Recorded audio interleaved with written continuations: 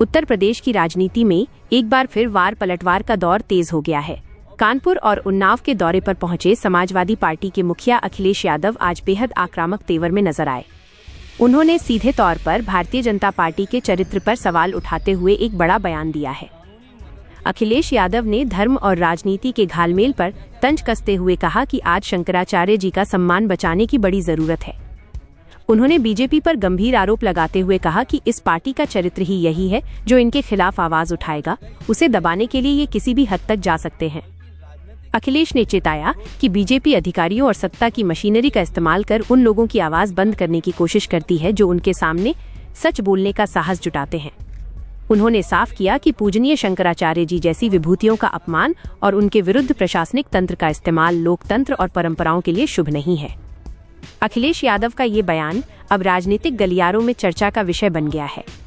आखिर सत्ता और विपक्ष के बीच सम्मान की यह जंग क्या मोड़ लेगी? बीजेपी की कार्यप्रणाली और अधिकारियों के दुरुपयोग पर क्या बोले अखिलेश यादव? सुनिए उन्हीं की जुबानी। तो शंकराचार्य का सम्मान बचाने की जरूरत है और बीजेपी का चरित्र और करैक्टर आपने देखा है। जो उसके खिलाफ बोलेगा उसकी आवाज बंद करने के लिए उन्हें कानूनी कोई मदद लेनी पड़ेगी। तो कानूनी मदद के लिए अधिकारियों के माध्यम से न जाने क्या क्या कराएंगे। आपके यहाँ भी एक पत्रकार के साथ ऐसे ही व्यवहार हुआ था बहुत पहले, उस समय गुजर गया। कानपुर का है, लखनऊ का है और कई जगह ऐसी सूचना मिलती, न केवल पत्रकार बल्कि राजनीतिक तौर पे भी अगर कोई विरोध करता है तो उसके लिए अधिकारियों के माध्यम से कब झूठे मुकदमे लगा दें। तो पौराणिक परंपरा और हमारे सनातन धर्म की त्रिवेणी पर गंगा स्नान नहीं करने दिया। सोचिए, वो आध्यात्म का स्थान है, हमारी त्रिवेणी है, वो वहां पे पूज्य शंकराचार्य जी को स्नान क्यों नहीं करने दिया? ये बड़ा सवाल है।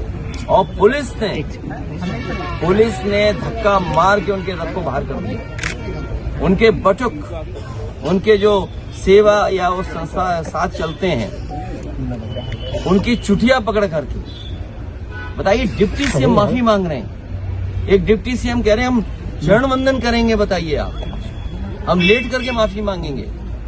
और उसके बाद क्या हुआ? और अब झूठा मुकदमा लगा दिया। बताइए। और जो लगाने वाले लोग हैं वो आपको आपके सब चैनलों पे, कुछ पे तो चल रहा है, यूट्यूब पे चल रहा है, सोशल मीडिया पे चल रहा है। वो व्यक्ति कौन है, किसके सहारे, किसके साथ तस्वीरें हैं? कोई बीजेपी का नेता ऐसा नहीं जिसके साथ तस्वीर नहीं है।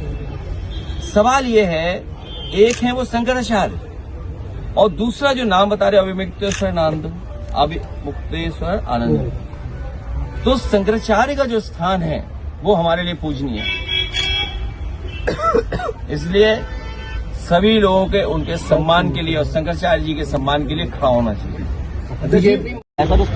अभी फौजी का जो अपमान हुआ है, ये राष्ट्रभक्त बोलते हैं अपने आप को, ये राष्ट्रीय लोग ने जो अपमान किया फौजी का, आप सोच सकते हैं फौजी का अपमान हो और उसकी मार पिटाई की जाए? और कितनी मार पिटाई की, उसके निशान दिख रहे हैं कि कितनी पिटाई हुई है। तो ये तो सरकार का व्यवहार है।